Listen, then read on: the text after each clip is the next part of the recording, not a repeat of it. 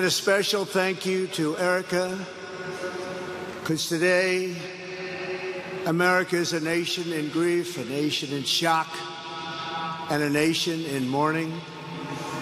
Less than 2 weeks ago, our country was robbed of one of the brightest lights of our times, a giant of his generation, and above all, a devoted husband, father, son, Christian, and patriot. Charles James Kirk was heinously murdered by a radicalized, cold-blooded monster for speaking the truth that was in his heart. He was violently killed because he spoke for freedom and justice, for God and country, for reason and for common sense. He was assassinated because he lived bravely, he led boldly, and he argued brilliantly without apology. He did what was right for our nation. And so on that terrible day, September 10th, 2025, our greatest evangelist for American liberty became immortal. He's a martyr now for American freedom. I know I speak for everyone here today when I say that none of us will ever forget Charlie Kirk, and neither now will history.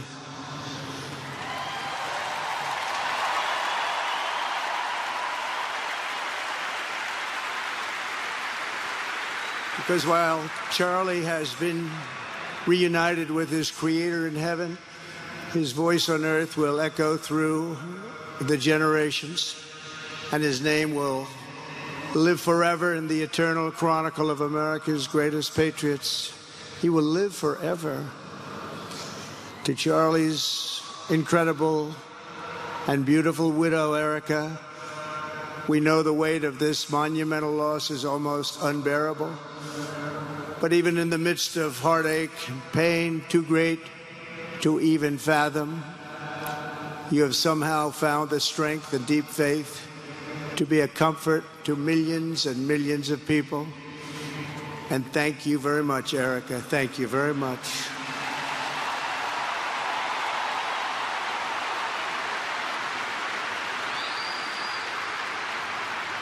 Today, an entire nation wraps its loving arms around you and your beautiful children.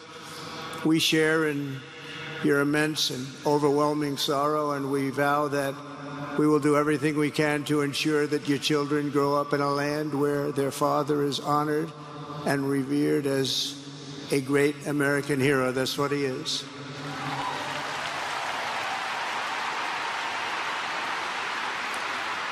To Charlie's parents who lost their beloved son, and to the entire Kirk family, we know that no words can ever be enough to fill the void he leaves behind.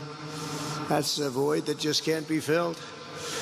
But I hope the extraordinary outpouring of emotion over these past 11 days has comforted you with the knowledge that your son brought more good and love into this world in his 31 short years than most people, even very, very successful people, can bring in a lifetime.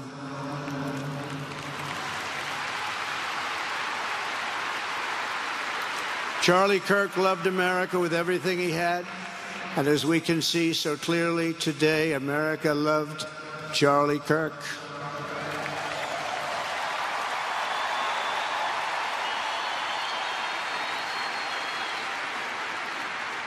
And he could always draw a big crowd. Look at this today. Look at what's gone on. This is a big crowd.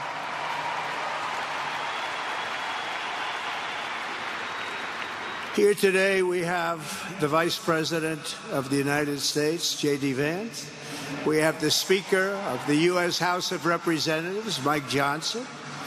We have countless members of the United States Senate, and I'm sorry I'm not going to introduce you, but I'll be up here. They're all over the place. And likewise, the House of Representatives, they're all over this big stadium. This is not an arena, this is a stadium. Our great cabinet and this stadium packed with rafters of people, not to mention the one across the street, that also has tens of thousands of people, and they're watching us on screen right now.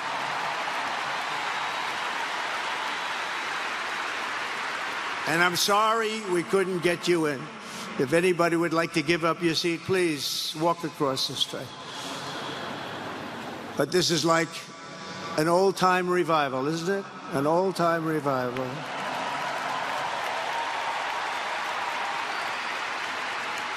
For millions of Americans, especially young people, it is agonizing and unthinkable to say goodbye to a patriot whose heart still had so much to give. It's so much.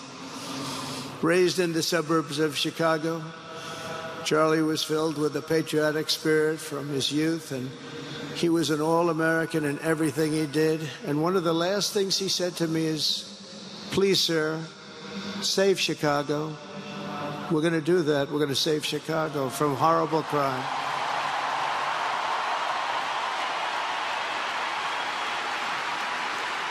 In high school, he was the quarterback of the football team and the captain of the basketball team. He was a good athlete. A lot of people don't know that about Charlie. He was an Eagle Scout who spent his school lunch breaks listening to another champion for liberty, somebody that he greatly admired, Rush Limbaugh.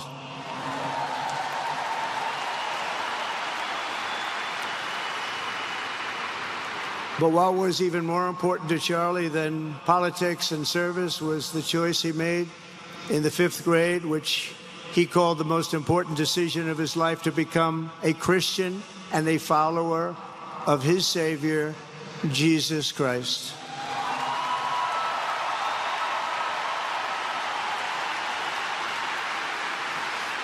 Inspired by faith and his love of freedom, Charlie did something remarkable when he was just 18 years old.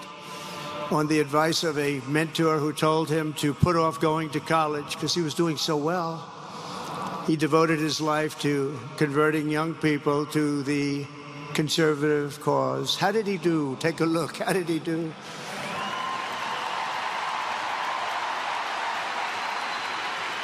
In 2012, 2 days after graduating high school, and with just $1,800 in his pocket, the young man from Illinois, who no one had ever heard of, started an organization whose grand ambitions were captured in its name, Turning Point USA. Great name.